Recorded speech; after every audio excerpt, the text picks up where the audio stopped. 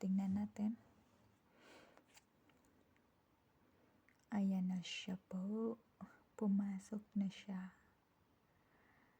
Okay. Ayan, andyan na siya. So, kung makikita nyo dyan, andyan na po yung dollar natin na USD. So, papalitan natin yan siya. So, actually guys, nagkamali ako ng ano dito. Ito yung nagkamali ako ng currency. So, sa exchange, nagkamali ako. Ayan, in-exchange ko siya ng ripple. So, dito guys, ang dami ko talagang mali.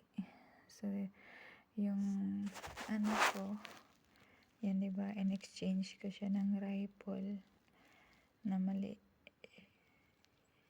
Tama naman siya guys, kaya lang kasi gusto ko siyang i-transfer sa Coins Philippines sana, kaya lang may minimum amount siya na 20 USD, kaya nagkamali ako. So binalik ko na naman siya in ripples, tapos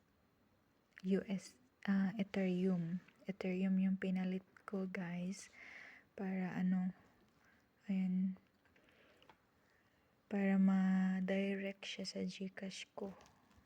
Ayan, yan yung mali ko,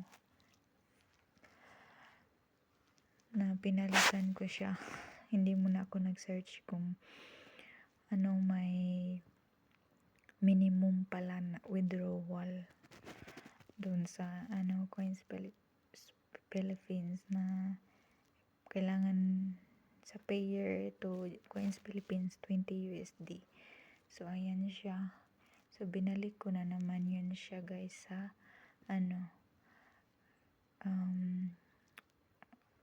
Ripples, tapos Ethereum. Ayan.